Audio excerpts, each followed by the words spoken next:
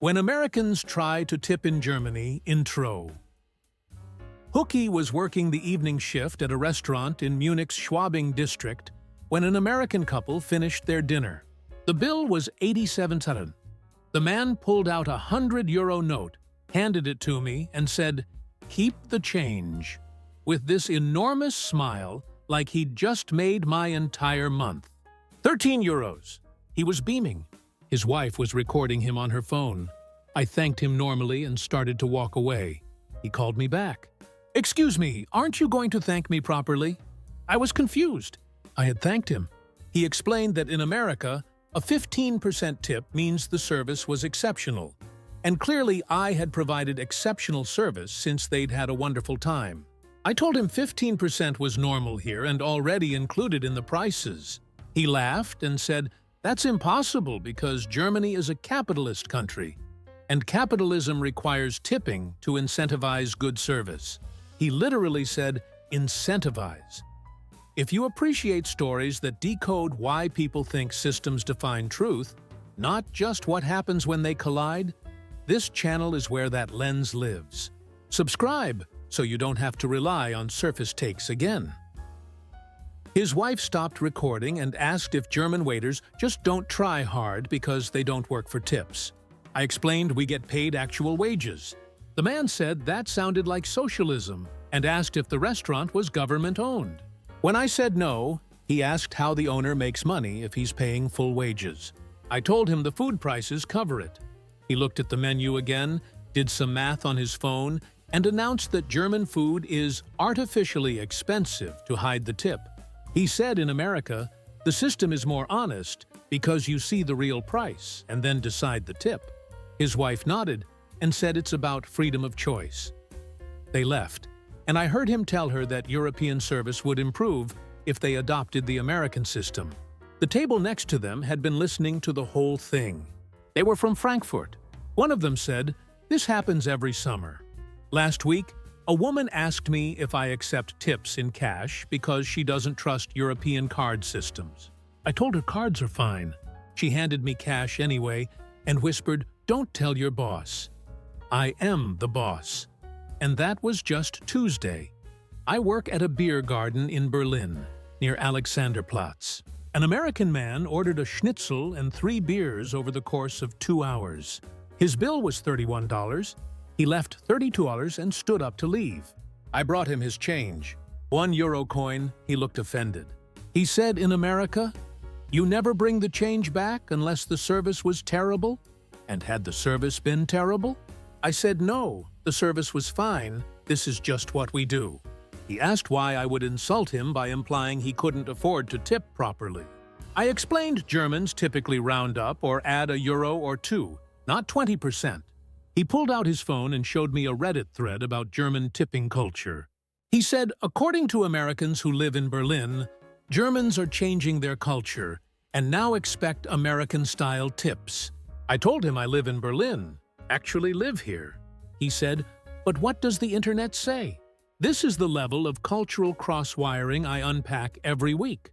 How good intentions get lost in translation between systems that think they're universal. If that kind of analysis clicks with you, you belong here.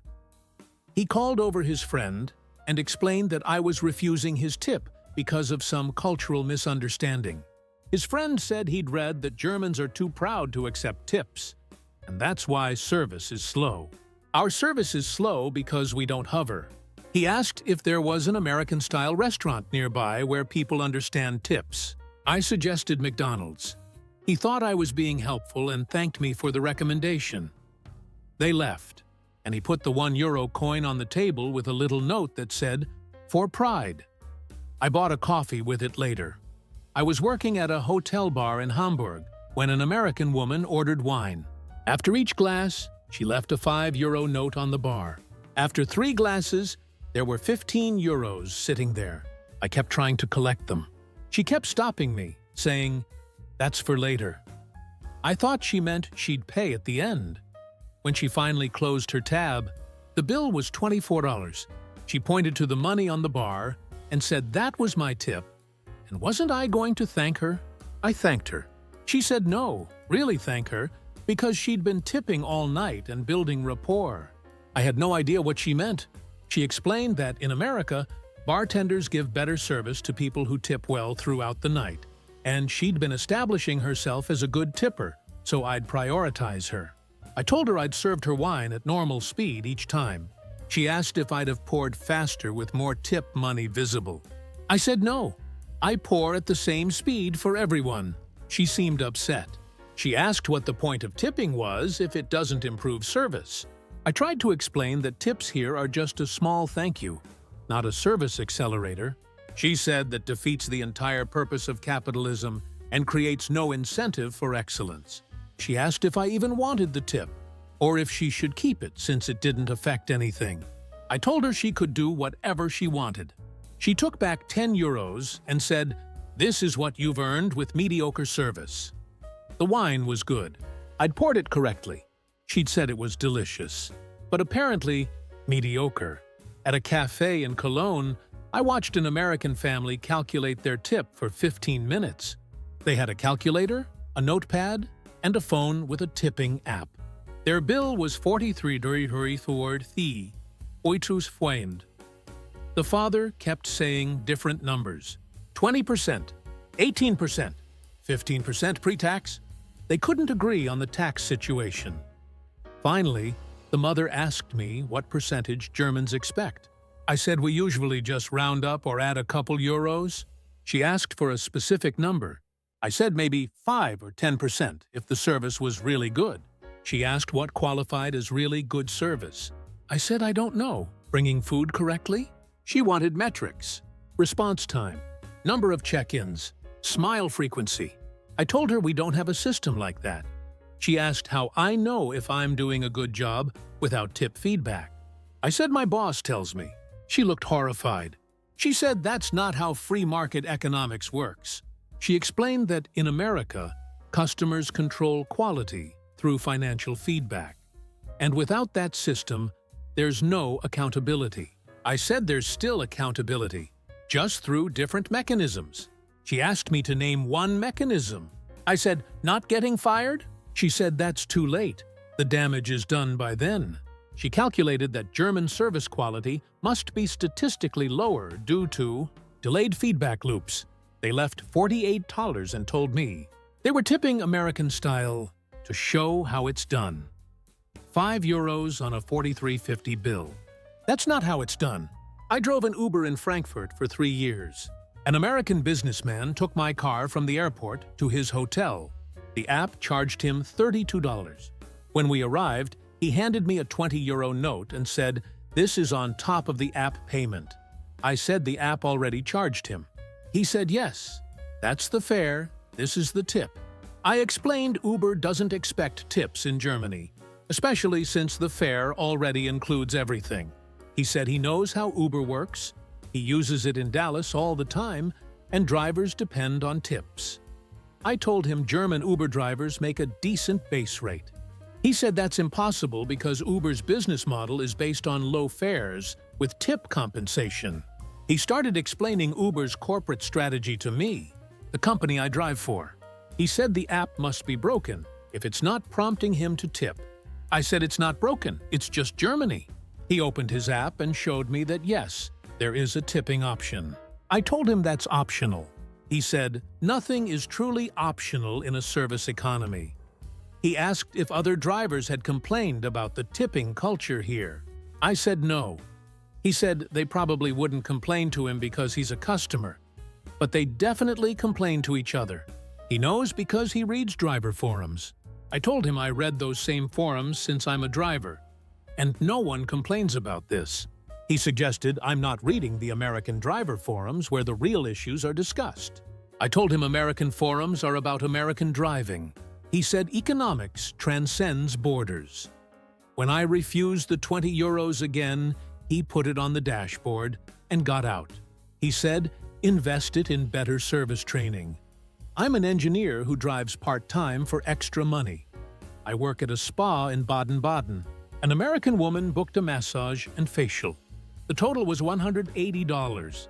After her treatments, she was in the relaxation room and called me over. She asked what the customary tip was for spa services in Germany. I told her 10% is generous, but honestly, anything is fine or nothing is also fine.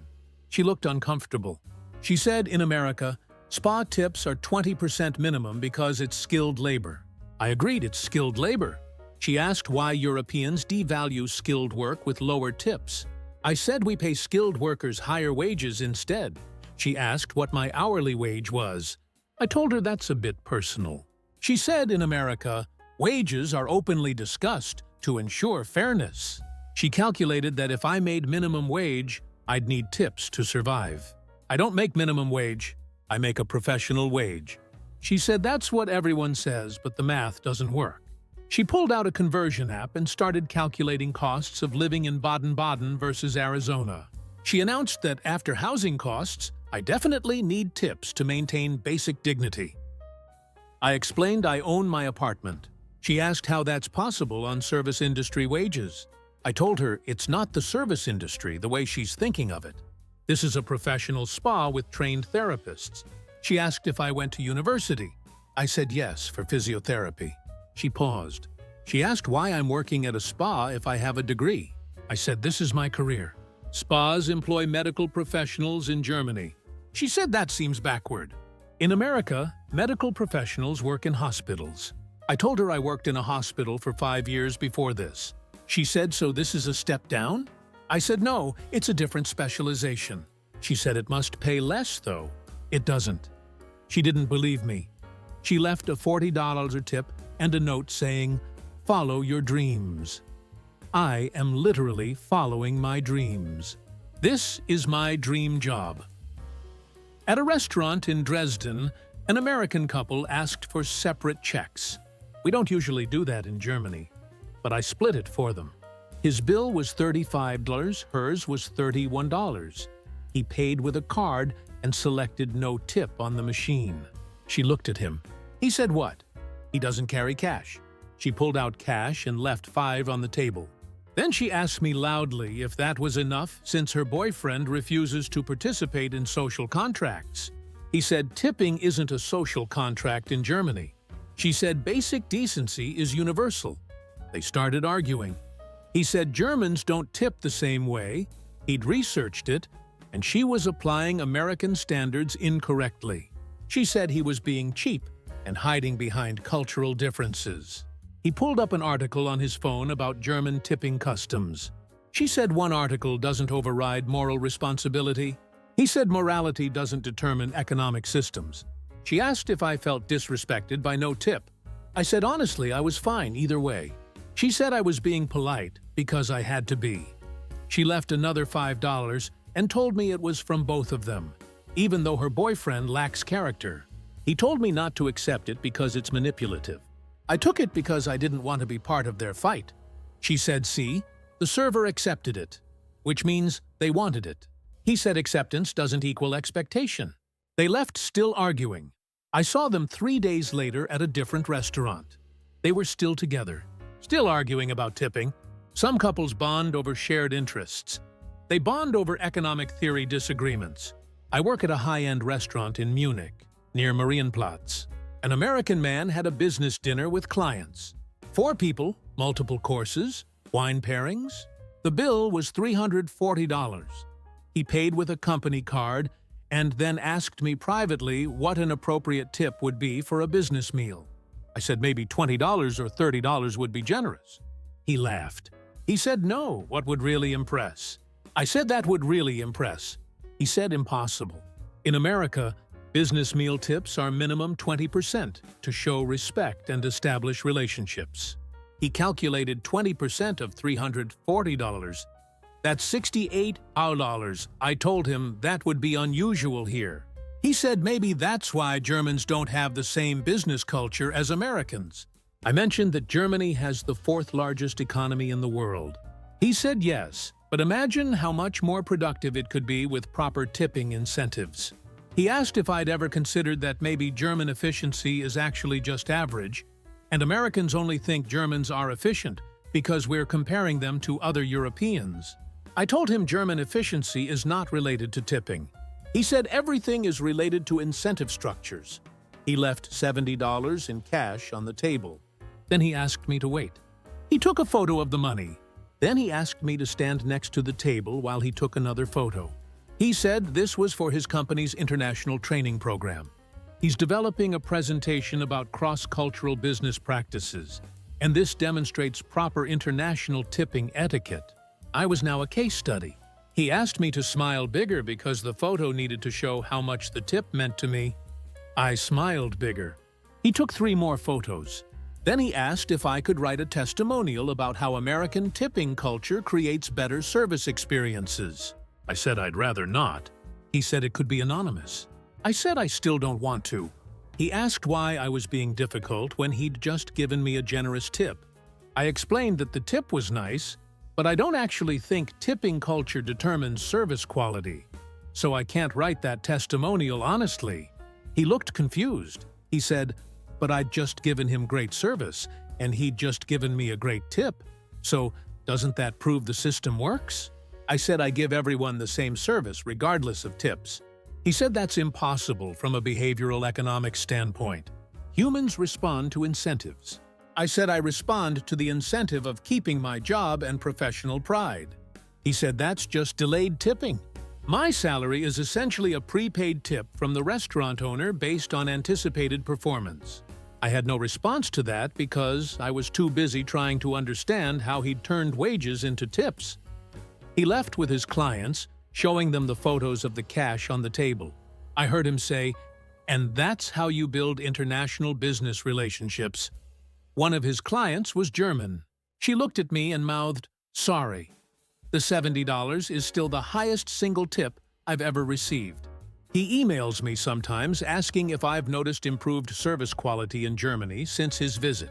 He's convinced he started a trend. He hasn't. We're still just bringing food and getting paid wages for it. If you've made it this far, you already know. This channel doesn't do stereotypes. It dissects systems. Subscribing just locks in your front row seat to the next cultural autopsy before the internet oversimplifies it. But somewhere right now, an American is calculating exactly 15% of a bill and explaining to a confused German waiter that this is how capitalism is supposed to work.